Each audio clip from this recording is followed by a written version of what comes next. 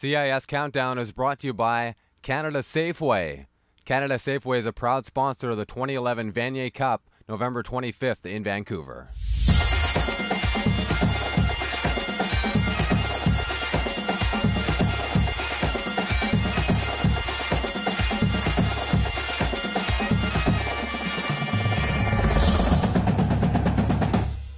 And that is George Vanier, and I am Jim Mullen, and we are back for another week of CIS Countdown on Shaw and Shaw Direct.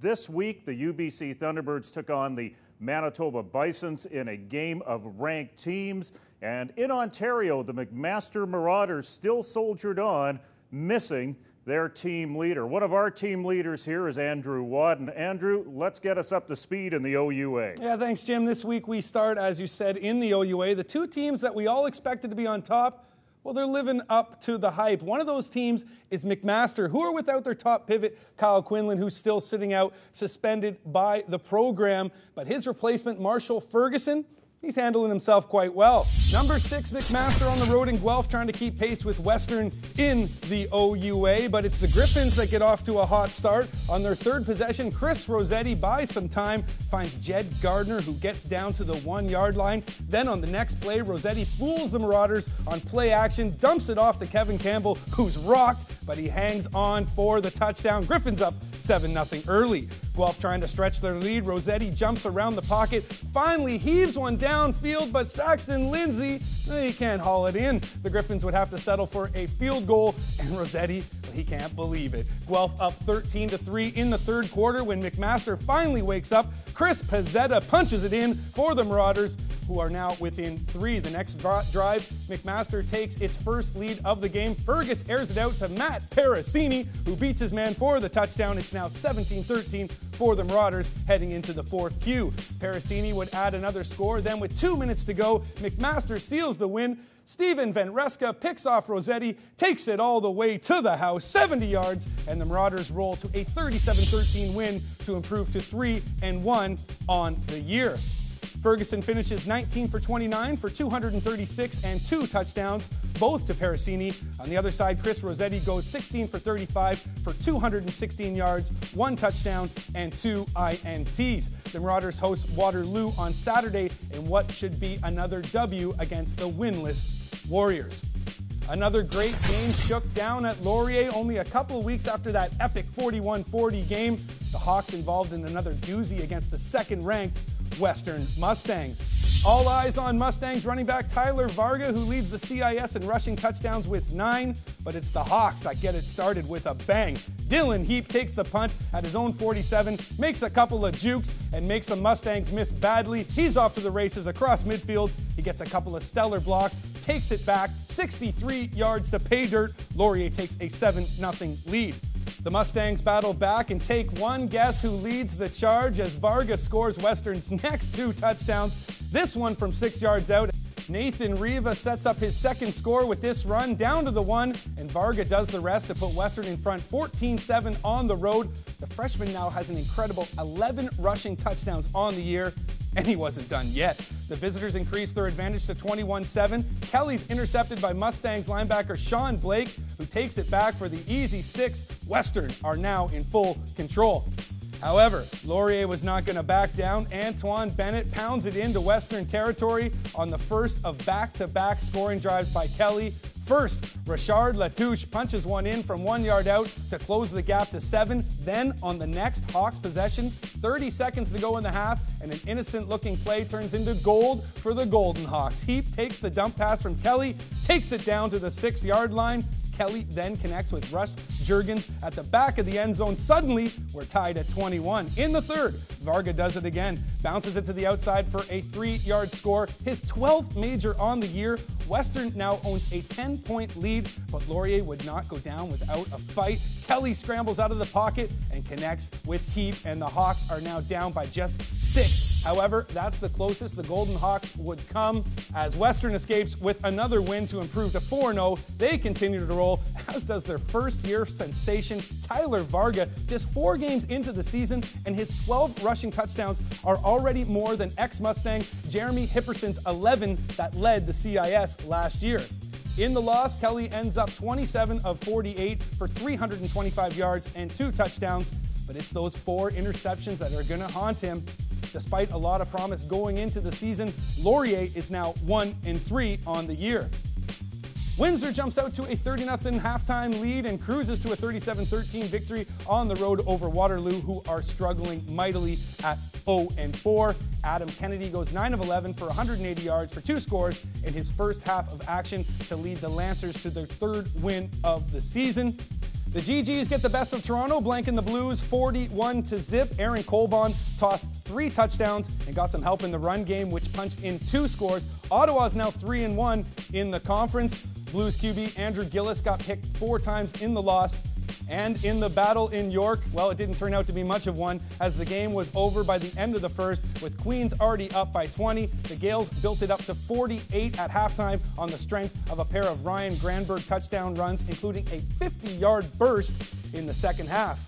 Take a look at the standings. After an 0-2 start, Queens now has won 2 in a row and are back in the mix in the OUA. McMaster, Ottawa, and Windsor all win this week to keep pace with the class of the conference, those very own Western Mustangs, who are cruising and showing no signs of slowing down at 4-0. Switch gears to the Canada West. We're going into week 4. We see 4 ranked teams from the conference in the top 10. Calgary, Saskatchewan, UBC, and Manitoba were all in action against one another over the weekend. However, we'll start in Point Grey, where the 9th-ranked Thunderbirds were hosting the number 10 Bisons in a battle of the early season sleepers. Beautiful day in Vancouver, and things start off great for the home side. LeVar Hayden reads Khalil Williams and picks him over the middle. Hayden has room down the sidelines, looks as if he's gone, but he eventually gets pushed out of bounds. It's a 62-yard return. However, UBC only comes away with a field goal. It's 3-0. Still in the first, the T-Birds punting, and the Bisons come up with another big play on special teams. Louis Richardson comes through to block it. He recovers it as well. And then 3 plays later, Williams rolls out and finds Stu Skolard in the end zone for the score. Manitoba are now ahead 7-3. Jump now to midway through the second, and UBC is marching down 10-6 at this point. Billy Green slings it downfield for Mika Teal, who's wide open for a 43-yard score, and the home side is up 13-10.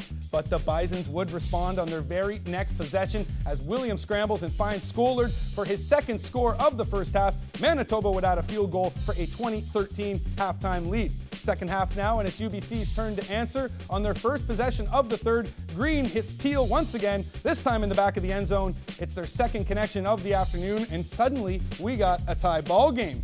Thunderbirds then take the lead with time ticking away in the third. Green airs it out and hooks up with Jordan Grieve, who outruns the Bison defender for a 72-yard touchdown. UBC with a 27-20 advantage. Jump now to late in the fourth. Under 4 to play. Manitoba down 6 when Nick Dempsey romps for 23 yards up to the 50. And the Bisons are marching for that winning score. Next play, Williams hits Brendan Bowman over the middle to get inside UBC territory. 2 plays later, Williams buying time, scrambles around, and finally goes to the air looking for Keenan LaFrance, and Alex Babalos breaks it up. Then after a 3rd down conversion, Williams has Dempsey in the back of the end zone, but he drops it. Manitoba's last chance, 3rd down, Williams goes over the middle for LaFrance again, and Adam Koner's right there to break it up. The T-Birds hold on for a monstrous win at home. Green throws for 306 yards and 3 touchdowns, while Bison's pivot Khalil Williams finishes 27 of 38 for 391 yards and 2 touchdowns. UBC's Jordan Grieve led all receivers with 176 yards through the air, earning 1 touchdown. Manitoba finishes with 631 total yards despite the loss. All of these wins are big, and this is a big one because of where we are in the season, where it puts us as far as possibilities for playoffs, and that was a very good football team. You know, that's a team that if we have any aspirations of doing anything in the playoffs this year, that's a team we're going to meet against. It was UBC's big plays that killed us. Big long catches, big long touchdown, pass and run plays. Billy and Jordan Grieve. On the other side, our offense turned out 607 yards. We had a touchdown taken away right at the end of the half that we're adamantly positive was a touchdown. We head now to Cowtown, where number 3 ranked Dinos were facing off against the 7th ranked Saskatchewan Huskies. We pick it up in the second, where it was already 12-0 for Calgary when Dexter Jenke gets the Huskies on the board. It's 12-7 at the half. Now in the third, Dino Steven Lumbala's off to the races. He goes 45 yards for the score. Calgary takes a 19-10 lead. They would tack on 19 more and take the game 38-24. Eric Daleski tosses 255 yards and 3 touchdowns, while star running back Steven Lumbala rushes for 107 yards and 1 score. Other scores from around the CW, just one other game. The Regina Rams finally got off the snide with a 38-14 win on the road in Edmonton. Zach Olenek, the Rams' 4th quarterback already used this season, throws 4 touchdowns in his debut for Regina. His favorite target, Jarrett Janata, catches 7 passes for 147 yards and 2 touchdowns. CIS All-Canadian running back Adrian Charles ripped the Alberta defense apart, gashing them for 165 yards on the ground in the win. The Golden Bears are dwelling in the Canada West basement, winless now at 0-4, although their lone bright spot on the season, KK Songa, pumps out his 3rd straight 100-yard rushing game in the loss. The win still leaves Regina out of the playoff picture, although they're now only a game behind Manitoba and Saskatchewan, who are both at 2-2. Calgary remains atop the standings unbeaten, while UBC slides into sole possession of 2nd place at 3-1 after their nail-biting win over the Bisons. Head over to the Q. The top-ranked Rouge et Or put their unbeaten record on the line against the winless Redmen, while Sherbrooke and Concordia needed a full 60 to decide their game. But we start with the number 4 ranked Montreal Caribans, who traveled to Bishops to face the unranked Gators. Pick things up late in the 2nd quarter, where this field goal gave the home side a 10-6 lead, but that would change in a hurry. The Caribans defense comes up big as Nicholas Guimond sacks Gators pivot Jordan Heather for a loss of 16, which forces Bishops to punt from inside their end zone. And on the ensuing punt, Alex Forche Labonte provides a fantastic run for Montreal as he rumbles it down to inside the Gators 10. But keep your eyes to the left of the screen as one of the officials gets caught up in the play. He goes down hard and is forced to leave the game. One play later, the Caribans take their first lead of the game with this 10-yard run from Rotran Sene. It's now 13-10 for the visitors. And they would get the ball right back as Bishops returner JJ Baptiste can hold on to the biscuit. Montreal scoops up the pigskin, and now they have fantastic field position, which leads to this 9-yard score from Puis to Labonte. The Caribans take a 20-10 lead into the half. In the third, Montreal would pick up a safety and then would put the game on ice as Sene scampers in for his 2nd touchdown on the day. Not even the Green Men's Purple Cousins or Duffman himself could save the Gators on this day. Sene with a massive day for Montreal as he rushes for 94 yards on 15 carries, earning 2 touchdowns, while despite being picked 3 times, Puis throws for 223 yards and a touchdown. Now to that thriller at Concordia, the 5th-ranked Vert et Or on the road, trying to not get stung by the Stingers.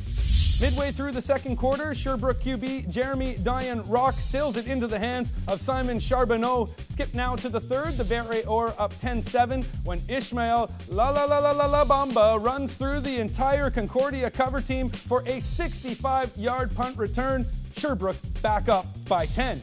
In the 4th, the Vert et Or up by 6, but not for long. Rock tosses an interception to Matt Caron, who takes it all the way back for a 64-yard major. The Stingers take their first lead. It's 20-19. However, Rock makes up for his mistake, throwing it up to Charbonneau, who adjusts to make the catch. 2-point conversion fails. It's now 25-20 for the Green Guys. But the home team answers right back. Concordia QB Reed Quest hits Chris Bastion for his 2nd major. Stingers back up by 1. Just when the hometown crowd thought they had an upset in the making, Charbonneau catches his 3rd touchdown pass on the day to seal the win for the visitors. The Vert et Or escape with a 33-26 win. Charbonneau with another top performance. He makes 10 receptions for 133 yards to go along with his 3 scores, which gives him 7 majors to lead all CIS receivers. Stingers wideout Chris Bastion led all pass catchers with 189 yards and 2 touchdowns in the loss. The other game from the Q saw the number 1 ranked Rouge et Or remain perfect on the season, defeating McGill by a score of 12-4. Bruno Prudhomme connected on 22 of 28 passes for 217 yards. His favorite target, Sebastian Levesque, hauled in a game-high 14 catches for 78 yards and 1 TD. So Laval holds on to top spot in the Q for a 4th straight week. Montreal and Sherbrooke improved to 3-1. Concordia is now at 500. Bishop slips to 2 games below par, while McGill is still in search of its first win. In the AUS, there's a pair of teams still looking for their first wins in the 2011 campaign. St. FX dropped their third straight to begin the year, and a second loss to Acadia falling 33-14 on the road. 3 different Axemen receivers hauling in touchdowns, 2 that came from Kyle Graves, who threw for over 200 yards. Mount Allison, meanwhile, still doesn't have a win after another blowout loss to St. Mary's, who's won both games by a combined score of 114-20. Huskies quarterback Jesse Mills threw for 285 yards and a touchdown, while Michael Dawes rushed for 2 scores in the win. So Acadia sits atop the Atlantic standings with that win over St. FX, but St. Mary's is nipping right on their heels after their victory against Mount Allison. Acadia and St. Mary's match up next Saturday for the first time this season, with top spot in the AUS on the line. And that's all that's happened around the CIS this week. Jim, back to you. Well, one thing that's happening on this set, Andrew, you stay right there. All right. Because take a look at the Oakland Raiders colors that Mr. Wadden is wearing. Take a look at the colors I'm wearing. Are we going to be going out and bouncing later on tonight at a bar or something? Yeah. You know what? Actually, I've got my Road Warriors shoulder pads. I'm going to wear those as well. We'll get our faces painted up. Although, I don't know if many Raiders fans would be liking this pink, though. I don't know. Thanks very much, Andrew. No problem. When we return, we will take a look at some fantastic freshmen for the University of Manitoba. You are watching CIS Countdown on Shaw.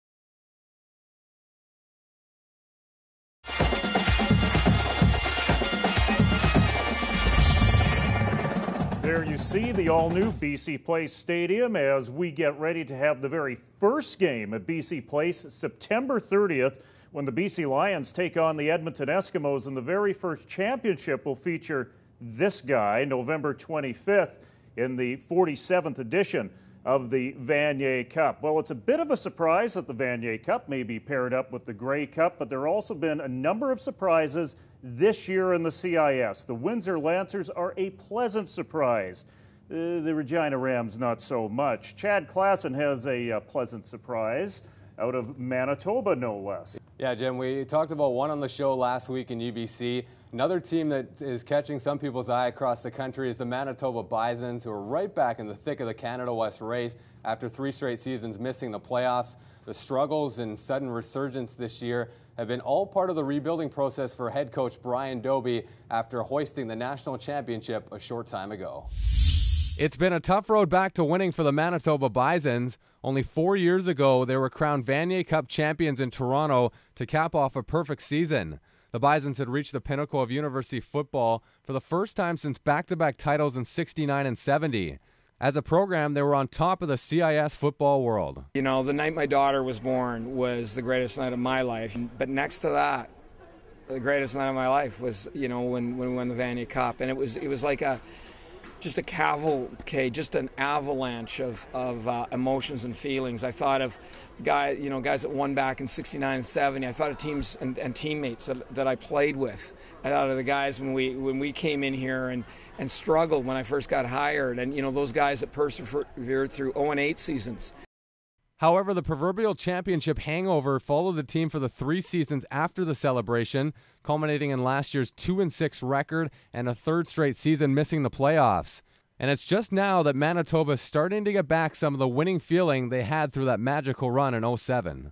I think Bison football's back. I think after the Vanier, there was a little bit of a letdown, maybe a relief in winning it after all those years. We've been looking for a signature. We really have. We've been looking to get back the signature that we had in the previous 10 or 12 years that we developed over the last decade. Right now, it feels like it's back. Helping the rebuilding process is second-year starter Khalil Williams, who's coming into his own and taking charge of the team after just 1 full season as a CIS starting quarterback. It's just another year together. We've really come together as a team. There's a lot of team camaraderie. Another year in the system, people are more familiar with the plays, and just a higher level of confidence all around the team. Everyone's playing with confidence, playing with swagger out there. It's really easy to win football games when you play with that kind of confidence. Williams is being helped along in the process by a former number 7, John Mackey, someone who knows a little something about winning in Manitoba. The offensive MVP from the 07 Vanier Cup is now on the Bisons coaching staff and has been a great influence on the 23-year-old pivot, who many say is a natural-born leader. Oh, he's helped me tremendously. I mean, he's always on all the quarterbacks about sticking with your reads. Don't push the panic button. As long as you follow your reads and follow the system that's in place for us, we'll be successful. Mackey is trying his best to share his championship experience with Williams and the rest of the team. And while he knows the program is still in a rebuilding process, he can already draw parallels between his team and the 2011 Bisons. Mackey says it's all about going through the tough times before finally reaching the top. When we were in 06, we lost a tough one in the Hardy Cup, and that really sprung us, to do what we did in 07. Same thing here. You got to take your losses. They're tough ones, but these guys learn from them, and that's the best part about football, right? Is they can really learn from their loss and their mistakes and stuff. And these guys are a bunch of winners. I really think so. Dobie also sees the comparables, especially between his current pivot and the one who led Manitoba to the national championship. He says Williams is starting to take full control, confident and determined in his play calling. He's got such a feel for our offense, and the way that he and John Mackey think are so in tuned. It's like having two quarterbacks all rolled up into one. It's that kind of relationship that's going to help the Bisons get back to an elite level. For Dobie, who's in his 16th season in Manitoba, it always seems to come back to the 07 Vanier Cup team. That serves as a constant reminder for the current Bisons of what the program can accomplish. It's just something that you never ever forget and you never stop thinking about. It's really true. It always comes up. It's always in your head. And now I look at these young guys and I know nobody's talking about it, but I know these young guys understand what that team did, and I know they want a piece of that too. Thanks very much to Chad Klassen for that. Now let's switch gears a little bit and get international, as there were a number of key CIS players and CIS coaches who attended the World Championships of Football in Austria. Dave Roberts has more. To this year's edition of the Calgary Dino football team. A handful of players and their head coach represented the university and their country at the World Football Championship in Austria. It was the first time Canada sent a team to the tournament that has been held every 4 years since 1999. Really surprising, actually, the support the football got. It was nice to see. Here in Canada, there's a lot of focus on hockey and the CFL, so it was nice to see fans come out and support the university level over there. It was a lot of fun. Had a really good time. Got to see some of the country, which was really cool. The experience was awesome. It was very well run. The Austrians really put on a show, and learned a lot of cool things about football from different coaches, and it was an awesome experience all around, on and off the field. 41 of Team Canada's 45-player roster was made up of current or former CIS players, including three-time Canada West All-Star Matt Walter, who was a late addition after being released by the Calgary Stampeders. He was named a tournament All-Star after racking up 6 touchdowns over the course of 4 games. Pretty confident in my game, and I came out there with a chip on my shoulder, and I felt like I had something to prove. And, there's some things in my personal life that haven't gone the way I wanted to, so that gave me an extra edge out there on the field, and I was able to utilize that to really just go hard, and I didn't leave anything off the field.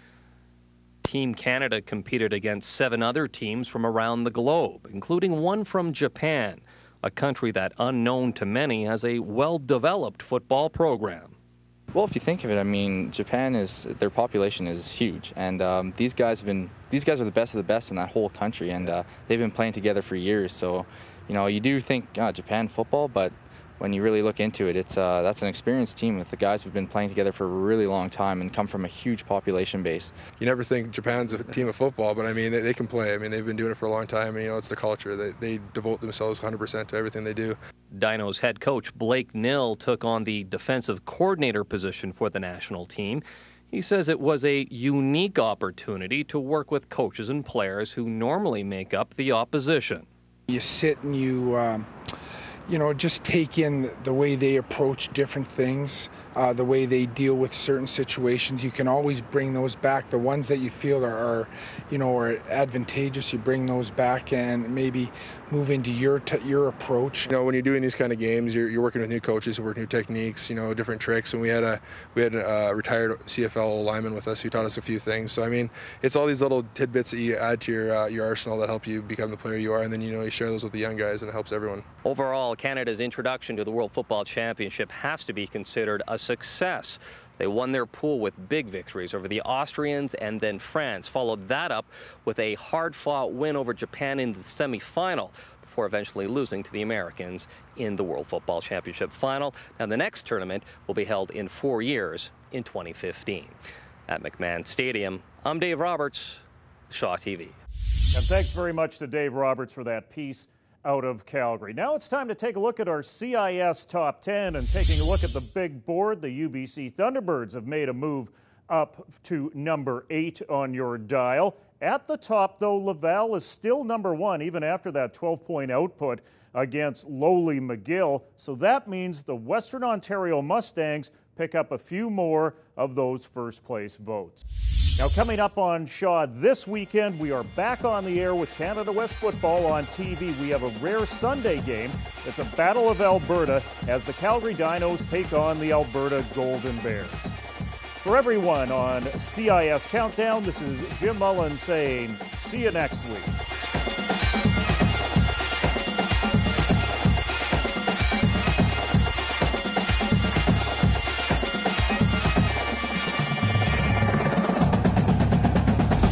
CIS Countdown is brought to you by Canada Safeway. Canada Safeway is a proud sponsor of the 2011 Vanier Cup, November 25th in Vancouver.